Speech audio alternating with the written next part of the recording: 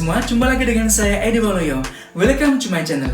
Di kesempatan kali ini, saya mau berbagi cara tentang tanda-tanda jika bos tidak senang sama kamu di tempat kerja. Karena berinteraksi dengan bos, supervisor maupun teman sejawat adalah kegiatan sehari-hari jika kamu bekerja pada sebuah perusahaan. Oke, kira-kira tanda-tandanya apa jika bos tidak senang sama kamu di tempat kerja? Tonton video sampai selesai.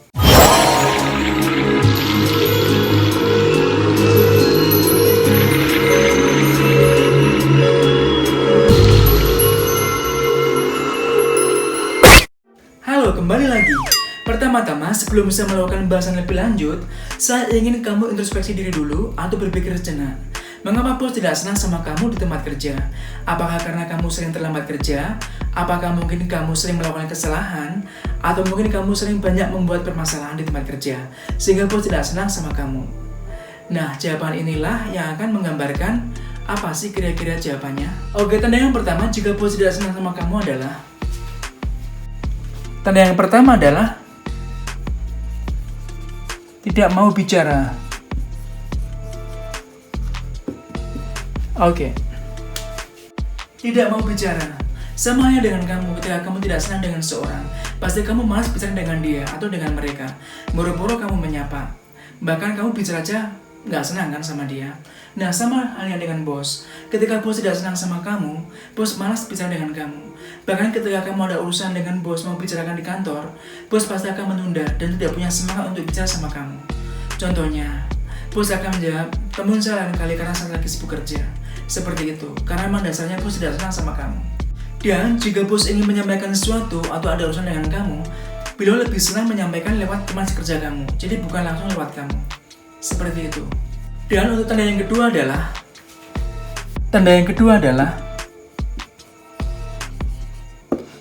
tidak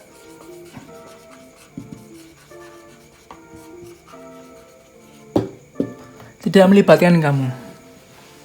Tidak melibatkan kamu, artinya bahwa di tempat kerja ketika bos berurusan dengan sesuatu yang biasa beliau melibatkan teman-teman sekerja kamu, tapi beliau tidak akan melibatkan kamu. Misalkan, ketika dalam meeting, apakah ada pendapat atau pertanyaan, seandainya kamu berpendapat di sini atau ketika kamu mengajukan pertanyaan, maka bos akan menganggap bahwa ide atau pertanyaan kamu itu dianggap nggak terlalu penting, atau bahkan kamu akan dicela di situ. Karena memang dasarnya bos tidak senang sama kamu, seperti itu. Dan jika ada bantuan dari bos atau bos minta sesuatu untuk dibantu, itu bos lebih minta teman kerja lain daripada diri kamu sendiri, seperti itu. Dan kemudian untuk tanda yang ketiga adalah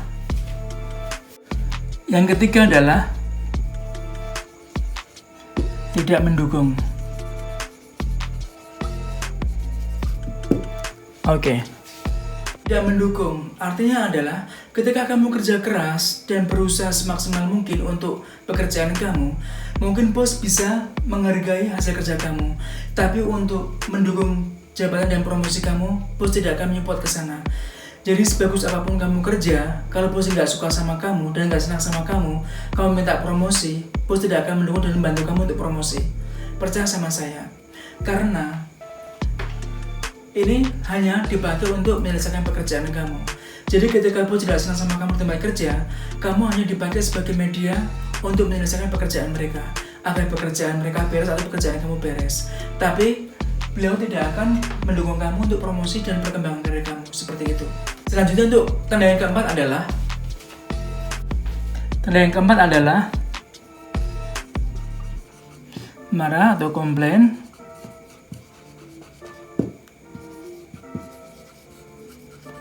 di depan banyak orang. Oke. Marah atau komplain di depan banyak orang. Jadi ketika bos tidak senang sama kamu di tempat kerja, itu bos bisa melakukan marah atau komplain di depan banyak teman kerja kamu, sehingga kamu merasa malu atau dipermalukan. Karena apa? Dasarnya bos tidak senang sama kamu. Jadi dengan rasa membuat kamu malu, itu bos akan merasa puas. Atau seolah-olah dia akan memberitahukan kepada teman di lingkungan kamu bahwa kamu tidak bagus atau tidak benar, seperti itu. Beda dengan jika bos senang sama kamu. Jika bos senang sama kamu, bahkan kamu akan dipuji di depan banyak teman-teman kamu atau teman kerja kamu, sehingga akan memberikan informasi yang baik di depan mereka. Jadi akan sebaliknya seperti itu. Oke?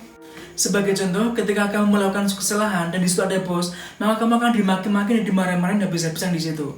Bahkan di depan teman-teman atau depan banyak teman di situ. Jadi beliau tidak peduli karena memang beliau tidak senang sama kamu. Atau ketika berada di meeting, ketika kamu melakukan kesalahan di meeting atau pertanyaan yang dianggap tidak penting, kamu akan dimaki juga di situ depan teman-teman sekerja kamu. Seperti itu. Dan kemudian tanda yang kelima adalah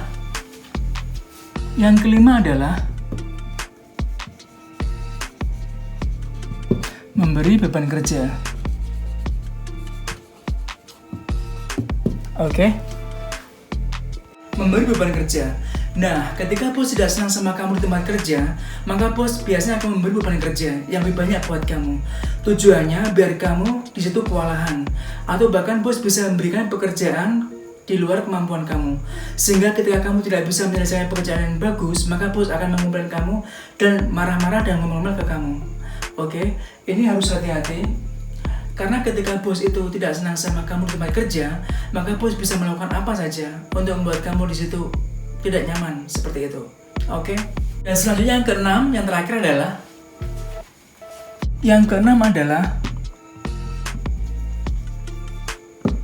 tidak peduli atau kurang memperhatikan.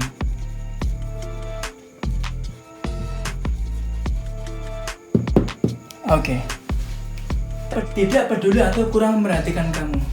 Nah, ketika bos tidak senang sama kamu di tempat kerja, bos tidak akan peduli sama kamu. Bahkan tidak akan memperhatikan. Pura-pura memperhatikan. Orang ketemu aja udah malas beliau. Ya, jadi entah kamu mau sakit, entah kamu ada masalah, itu bos kurang begitu merespon masalah kamu. Memang tidak seharusnya bos seperti ini terhadap bawahan atau anak buah. Harusnya bos berlaku adil terhadap sesama anak buah, sehingga terjadi keharmonisan dalam berkinerja atau lingkungan kerja di situ. Nah, jadi kalau bos tidak senang sama kamu, ini pasti terjadi. Entah kamu sembuh dari sakit, beliau nggak akan pernah mengabarkan. Atau mungkin kamu kesandung masalah yang serius, beliau nggak akan menasihati kamu. Malah beliau adanya marah-marah sama kamu. Seperti itu. Jadi inilah salah satu tanda jika bos nggak senang sama kamu di tempat kerja. Oke? Nah, yang selanjutnya kita berbicara masalah solusi. Karena kita tahu bahwa setiap permasalahan itu ada solusinya. Nah, dalam kasus di sini, ketika bos tidak senang sama kamu di tempat kerja, maka kamu punya 3 solusi. Solusi yang pertama adalah bahwa kamu harus bicara dengan bos baik-baik. Artinya bahwa ketika bos merasa tidak nyaman sama kamu, bahwa diri kamu merasa bahwa bos tidak senang sama kamu datanglah ke kantor ngomong secara personal mata-mata ya. Kamu datang aja nyantai, relax. Datang nyantai, bicara. Bos, kenapa bos kok saya merasa bahwa bos tidak nyaman sama saya? Apakah bos kurang merasa suka dengan saya? Kira-kira saya banyak melakukan kesalahan atau bagaimana? Nah, jadi ini nanti saja bicara terus terang seperti itu. Tahulah jawaban dari bos seperti apa, karena ini akan bisa mengimprove kamu. Kira-kira apa sih kesalahan yang kamu lakukan selama ini? Karena kan selama ini kalau bos nggak suka sama kamu harus bisa merasakan saja, hanya bisa mengira-ngira. Nah, dengan jawaban itu, maka kamu akan tahu pasti jawabannya. Kamu harus melakukan apa dan harus bagaimana di situ. Nah, jadi jangan takut ketemu bos atau ngomong sama bos, karena bos nggak bakalan memukul kamu atau membunuh kamu.